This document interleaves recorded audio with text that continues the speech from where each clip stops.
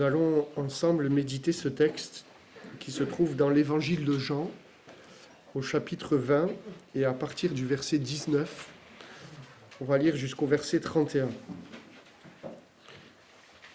Voilà, on fera également les annonces à la fin du culte.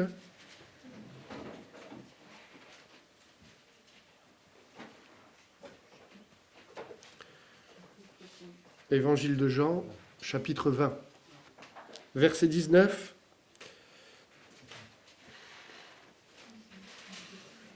Ça va ?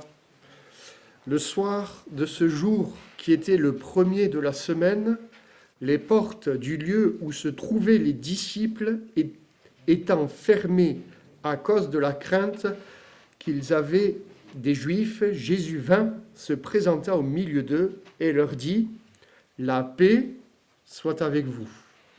Et quand il eut dit cela, il leur montra ses mains et son côté. Les disciples furent dans la joie en voyant le Seigneur. Jésus leur dit de nouveau, « La paix soit avec vous. Comme le Père m'a envoyé, moi aussi je vous envoie. » Après ces paroles, il souffla sur eux et leur dit, « Recevez le Saint-Esprit. Ceux à qui vous pardonnerez les péchés leur seront pardonnés, et ceux à qui vous les retiendrez, ils leur seront retenus. » Thomas, appelé Didyme, l'un des 12, n'était pas avec eux lorsque Jésus vint. Les autres disciples lui dirent donc, « Nous avons vu le Seigneur. » Mais il leur dit, « Si je ne vois dans ses mains la marque des clous, et si je ne mets mon doigt dans la marque des clous, et si je ne mets ma main dans son côté, je ne croirai point. » 8 jours après, les disciples de Jésus étaient de nouveau dans la maison, et Thomas se trouvait avec eux. Jésus vint, les portes étant fermées, se présenta au milieu d'eux et dit « La paix soit avec vous. » Puis il dit à Thomas « Avance ici ton doigt et regarde mes mains, avance aussi ta main et mets-la dans mon côté. Et ne sois pas incrédule, mais crois. » Thomas lui répondit « Mon Seigneur et mon Dieu. » Jésus lui dit « Parce que tu m'as vu, tu as cru. Heureux ceux qui n'ont pas vu et qui ont cru. » Jésus a fait encore en présence de ses disciples beaucoup d'autres miracles qui ne sont pas écrits dans ce livre. Mais ces choses ont été écrites afin que vous croyiez que Jésus est le Christ, le Fils de Dieu, et qu'en croyant, vous ayez la vie en son nom. Amen. Voilà le texte que je vous propose qu'on médite ce matin pendant quelques instants. Vous savez, en lisant ces versets, j'ai vraiment réfléchi sur ce moment, cet épisode particulier que tous les disciples et Jésus ont vécu. Et cela m'a renvoyé forcément à ma propre vie. Et je crois que, immanquablement d'ailleurs, la parole de Dieu est ce miroir profond, ce miroir de l'âme qui nous renvoie à nos propres vies. Et en méditant, je me suis dit, mais peut-être que oui, effectivement, on a tous connu des temps, des moments dans notre vie difficiles, des situations compliquées, des épreuves, c'est évident, des choses, des situations qu'on aurait aimé éviter, mais bon, on les a vécues, c'est un fait. Et je ne sais pas si vous avez déjà ressenti ce sentiment, vécu cela. Après avoir vécu ces moments difficiles, quelquefois il nous semble que c'est comme si on revenait au point de départ. Et on est là, on revient au point de départ bien sûr, mais avec quelques interrogations et des blessures en plus. Quelquefois, c'est peut-être pas forcément des situations difficiles ou les souffrances, les épreuves, mais il y a des situations dans nos vies qui font qu'on projette des choses. On a des désirs, on a des espoirs dans des choses, dans des situations, dans des projets. Et quand la réalité nous rattrape, mais quelquefois c'est violent aussi. on est confronté entre ce qu'on avait projeté, nos aspirations, nos désirs, et finalement ce qu'on est en train de vivre réellement. Et ça, c'est pas toujours évident. On est quelquefois heurté. On a des blessures intérieures qui sont là, c'est un fait. Et je ne sais pas si ça vous est déjà arrivé, après tout cela, de dire, mais après avoir vécu tout ça, Seigneur, est-ce que ça valait vraiment la peine? Je ne sais pas si ça vous est déjà arrivé. Seigneur, est-ce que ça valait vraiment la peine? Tout ce que j'ai traversé, et avec nos yeux, avec nos regards, on a quelquefois presque ce sentiment, mais c'était pour rien, Seigneur. D'ailleurs, l'apôtre Paul, aux Galates, dans son épître aux Galates, il dira, et j'ai noté la version parole de vie, il dira, mais tout ce que vous avez vécu, est-ce que c'est pour rien? Après, la version Louis II dira, mais après avoir tant souffert, si c'est pour rien. Il y avait quelque chose dans inspiré bien sûr par l'Esprit de Dieu dans le cœur de l'apôtre Paul qui voulait réveiller le cœur des Galates en disant mais attendez, ne croyez pas que tout ce que vous avez vécu c'est pour rien. C'est réel, c'est des choses qu'on peut tous vivre. Et peut-être qu'on a tous, pour faire écho avec un passage de l'Écriture aussi, pu vivre à un moment donné cette parole où on disait mais Seigneur, j'espérais tellement. Mais au final, ça ne s'est pas arrivé. Ça ne s'est pas produit. Et tout cela, ça peut faire un chamboulement dans notre être.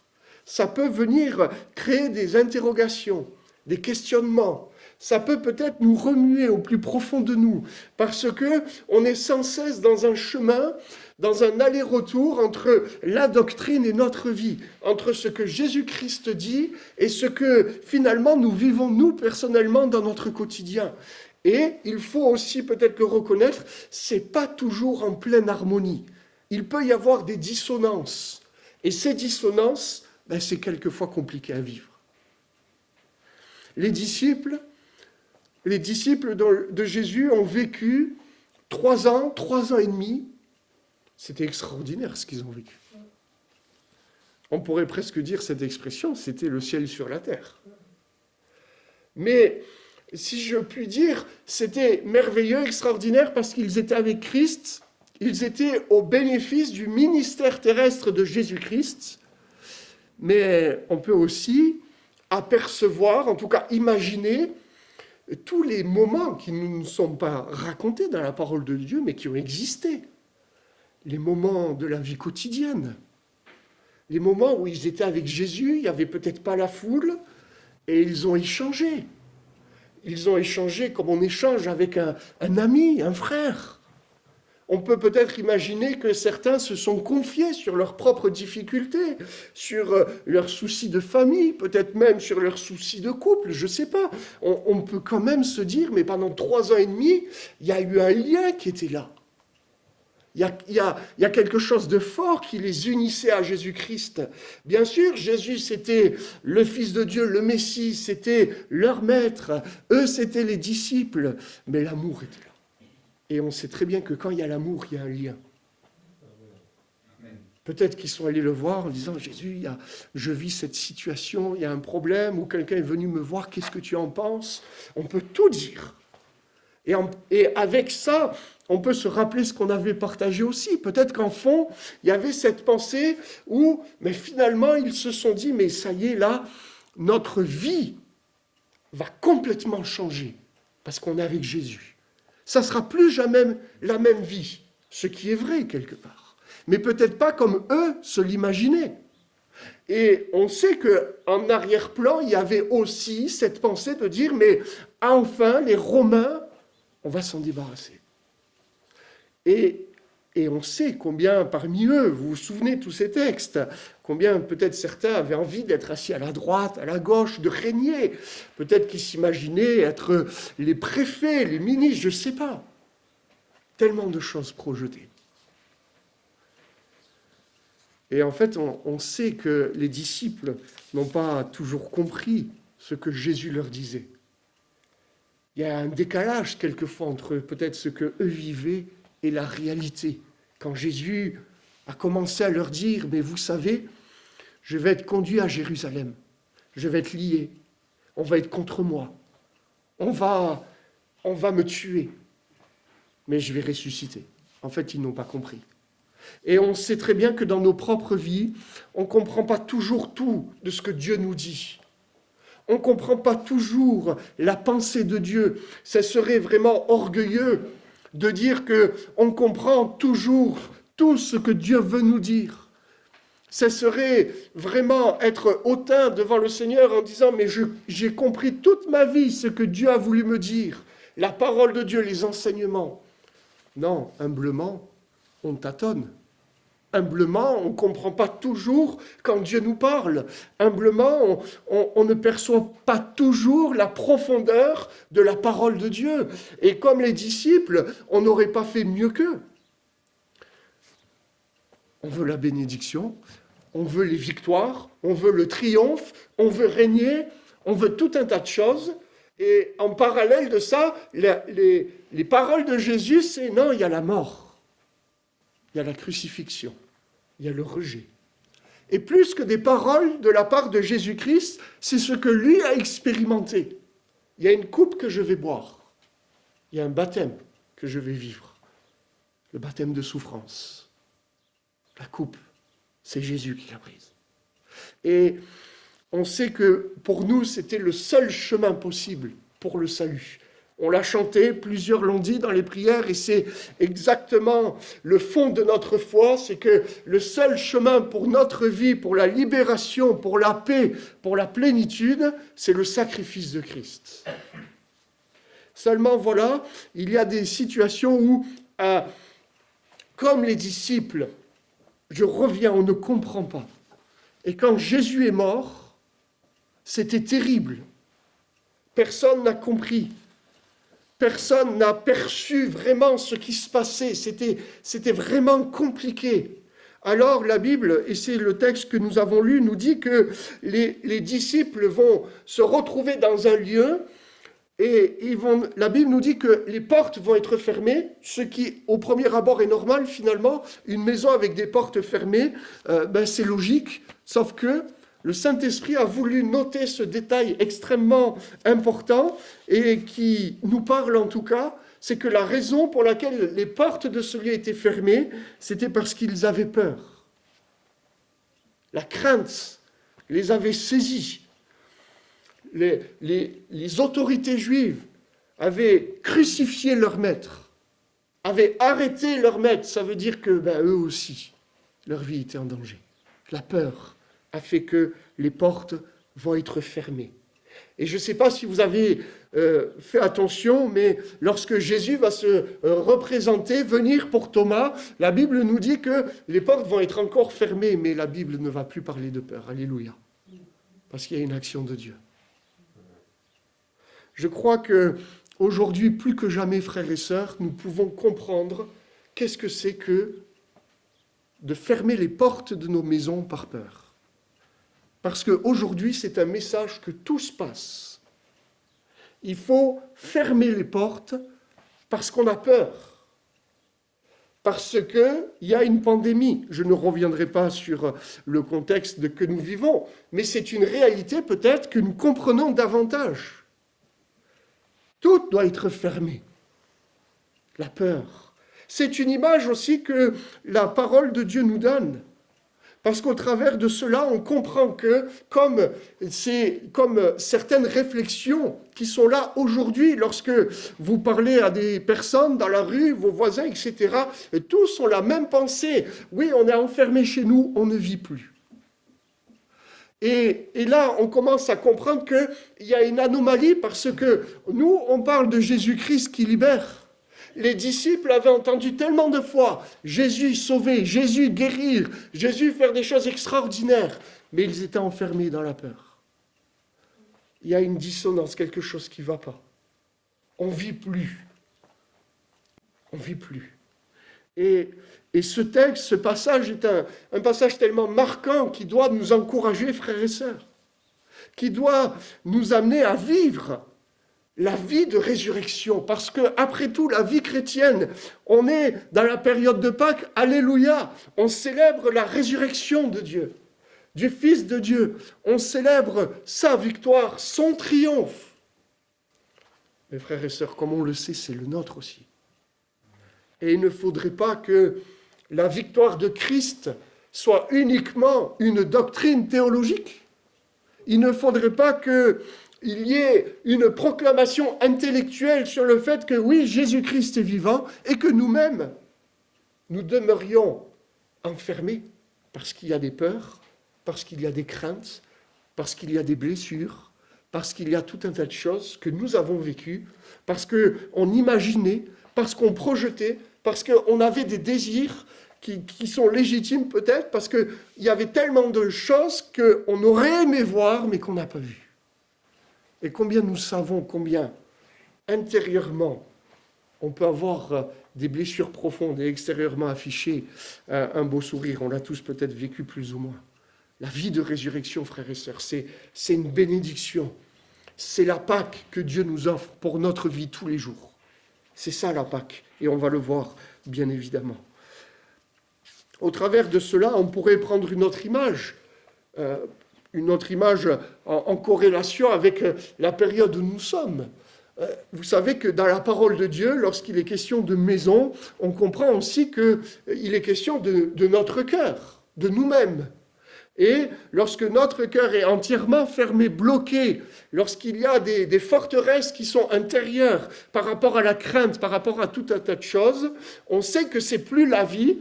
Alors on pourrait aller un peu plus loin dans notre raisonnement, on pourrait dire, mais si c'est plus la vie, alors c'est que c'est la mort, alors c'est l'image d'un tombeau. Et je crois que Dieu ne veut pas, frères et sœurs, c'est le message de la Pâque, c'est le message de la bonne nouvelle, c'est le message de l'Évangile. Dieu ne veut pas que nous restions dans un tombeau.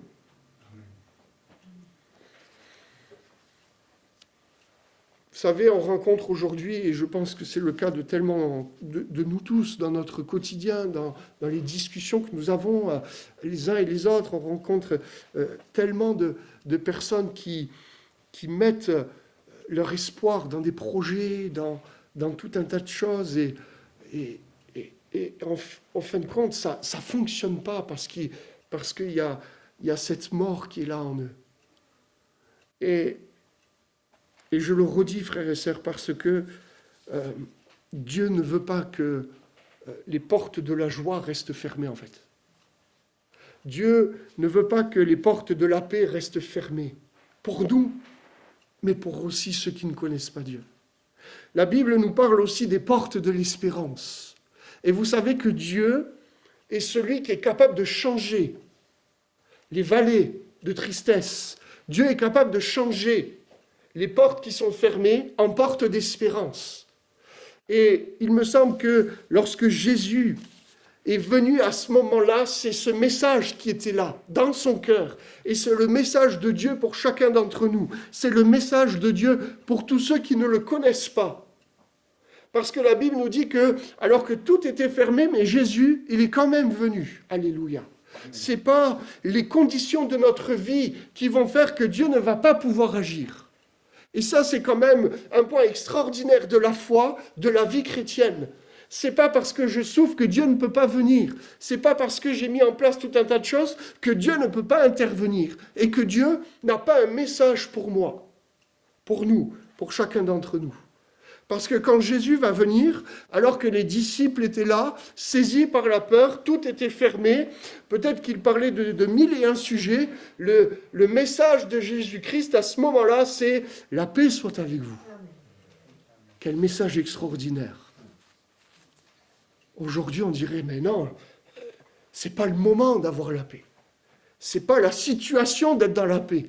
Et la Pâque, frères et sœurs, c'est quand même cette réalité que la paix peut être avec nous en dépit de tout ce que nous pouvons vivre, en dépit des situations, en dépit du monde dans lequel nous sommes. La paix de Dieu est disponible. C'est le message de Jésus-Christ lorsqu'il est venu pour rencontrer ses disciples, un message tellement clair. C'est le message de celui qui est sorti du tombeau, frères et sœurs. La paix soit avec vous. C'est le message de celui qui a vaincu la mort, qui a triomphé. Le message qu'il a dit, qu'il a annoncé, il n'a pas dit à ses disciples lorsqu'il les a rencontrés, « Pourquoi vous m'avez abandonné ?» Est-ce qu'on n'aurait pas dit ça, nous? Peut-être, hein. On serait allé les voir, écoute, là, quand même, 3 ans et demi à partager avec vous. Pourquoi vous m'avez abandonné? Non. Il aurait pu dire 1001 choses, le Seigneur, à ce moment-là. La seule parole qu'il va dire, la paix soit avec vous. Frères et sœurs, la Pâque, c'est cela, en fait. Vivre la Pâque de notre Dieu. On comprend que ce n'est pas une fois dans l'année. On comprend que c'est tous les jours de notre vie, où la résurrection de Christ prend acte en nous, où nous la vivons de manière quotidienne, dans toutes les situations que nous pouvons rencontrer. Nous pouvons vivre la paix avec nous. Emmanuel, Dieu avec nous. Parce que Jésus-Christ vit en nous. Je ne sais pas si aussi vous vous êtes questionné ou cela vous a fait réfléchir, mais avec ce message, Jésus est venu aussi montrer. Et quand il était devant ses disciples et qu'il leur a dit « La paix soit avec vous », la Bible nous dit qu'il va montrer ses mains et son côté. En fait, il va montrer ses meurtrissures. Il va montrer ses meurtrissures. Il n'y avait pas de doute à avoir, là, en fait. C'est lui, en fait, le crucifié. C'est lui qui était sur la croix, frères et sœurs. C'est lui qui a satisfait la justice de Dieu. C'est lui qui a été immolé. C'est lui qui a triomphé. C'est le Fils de Dieu qui veut et qui nous donne sa paix, en fait. Il nous faut comprendre, frères et sœurs, que ce n'est pas, comme on l'a partagé, un imposteur. Ce n'est pas quelqu'un d'autre qui allait sur la croix. C'est le Fils de Dieu, c'est la même personne qui est crucifié, qui a vaincu la mort et qui se présente à nous en disant « Regardez mes mains, regardez mon côté, c'est moi qui y suis tout puissant ». Et cette puissance, frères et sœurs, elle est capable de se manifester encore aujourd'hui dans notre vie, dans nos besoins. Et la Pâque, frères et sœurs, c'est cela. La Bible nous dit que Christ est notre Pâque. Celui qui s'est donné, celui qui a été immolé pour que nous puissions vivre, pour que la malédiction, frères et sœurs, passe au-dessus de nous, parce que le sang de Jésus-Christ a coulé et le sang de Jésus-Christ purifie de tout péché. Quel message extraordinaire. Lorsque Dieu nous regarde, frères et sœurs, il ne voit plus, comme nous dit ce chant qu'on chantait avant, il ne voit plus ce qu'on était, il ne voit plus sali, il ne voit plus couvert d'ordures, de souillures de ce monde, il ne voit plus couvert de ténèbres, il nous voit resplendissant parce que c'est le sang de Christ qui nous purifie. La malédiction, car il est écrit dans le Nouveau Testament que celui qui ne peut pas obéir à toute la loi est sous la malédiction.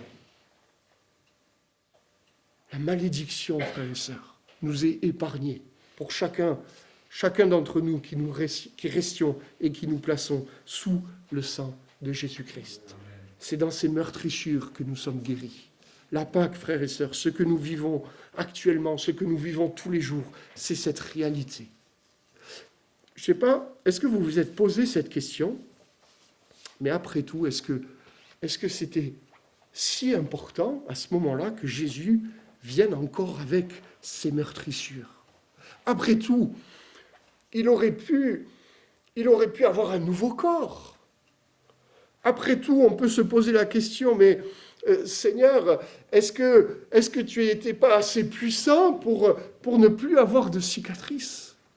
Est-ce que l'Esprit de Dieu n'a pas été assez fort, assez puissant pour venir guérir cela? Frères et sœurs, il me semble que les meurtrissures de Christ, lorsque Jésus vient se présenter à ses disciples, en montrant ses mains et son côté, frères et sœurs, il ne l'a pas refait aussi également pour Thomas. Mais il y a là un message qui doit traverser et qui traverse les siècles sur la puissance de Jésus-Christ, sur l'œuvre de Dieu dans nos vies. Cette œuvre qui dit et qui veut nous rappeler à chaque instant, je le redis ce verset, frères et sœurs, que c'est dans les meurtrissures de notre Dieu, de Jésus-Christ, que nous sommes guéris. Ça veut dire qu'au travers de ce message, Jésus nous dit qu'il veut encore guérir, qu'il veut encore sauver, qu'il veut guérir notre cœur, notre être intérieur de tout ce que nous avons pu vivre, traverser tout au long de notre vie, parce que sa vie de résurrection, elle est pour maintenant, elle est pour ici-bas. La vie de Christ, c'est un message extraordinaire, c'est un triomphe qu'il veut encore donner aujourd'hui. Même si on est chrétien depuis peut-être 10 ans, 15 ans, 20 ans, l'œuvre de la croix est suffisante pour amener en nous une plénitude, une paix que le monde n'a jamais pu et ne pourra jamais nous donner. Qu'y a-t-il, mon frère ou ma sœur, en toi, lorsque tu es venu dans ce lieu ce matin? Qu'y a-t-il qui reste encore difficile? Y a-t-il des plaies qui sont encore à vif? Est-ce que ça peut arriver? Y a-t-il des cicatrices qui, lorsqu'on les regarde, lorsque vous les regardez, elles vous font encore souffrir? Y a-t-il des parties de votre vie où, encore aujourd'hui, cela vous procure de la honte lorsque vous les regardez? La paix soit avec vous. C'est ça la Pâque, frères et sœurs. La paix soit avec vous. Jésus, frères et sœurs, n'est pas là physiquement peut-être, mais vous savez, le message qu'il y a dans ces textes est extraordinaire, parce qu'il aura dit à Thomas, mais heureux ceux qui vont croire sans voir. Alléluia, c'est pour nous, frères et sœurs. Heureux, parce que le message de la Pâque, la crucifixion, la résurrection de Christ, frères et sœurs, elle est pour nous qui croyons. Et la puissance de Dieu, elle est pour nous qui croyons. Les guérisons, c'est pour nous qui croyons. La restauration, c'est pour nous qui croyons. Les meurtrissures de Christ qui guérit, c'est pour nous qui croyons, frères et sœurs. La foi, c'est ce qui nous permet de saisir la vie, les grâces, les bénédictions dans les moindres détails de nos vies. Y a-t-il des choses qui triomphent encore, mon frère et ma sœur, dans ta vie, de toi? Y a-t-il des éléments dans ta vie où tu aimerais tellement vivre et expérimenter autre chose? La solution, c'est Christ et c'est la foi. Seigneur, viens. Viens dans ma vie, viens dans ma maison. Y a-t-il des portes qui ont été fermées, mon frère et ma sœur? Y a-t-il des portes qui se sont fermées dans ton cœur parce que tu as vécu tout un tas de choses? Jésus est capable de venir encore. Jésus vint alors que les portes étaient fermées. Parce que Jésus veut ouvrir ses portes. Jésus veut ouvrir peut-être la porte de l'espérance. Cette porte, frères et sœurs, a-t-elle été fermée dans votre vie, dans ma vie? Je ne sais pas, non, je ne crois pas. Mais ça peut peut-être arriver.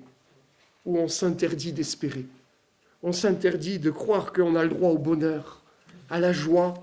Vous savez, ça nous est souvent arrivé de rencontrer, d'avoir des entretiens avec des personnes, des frères et sœurs, nés de nouveau, qui avaient peur d'avoir droit au bonheur dans leur vie.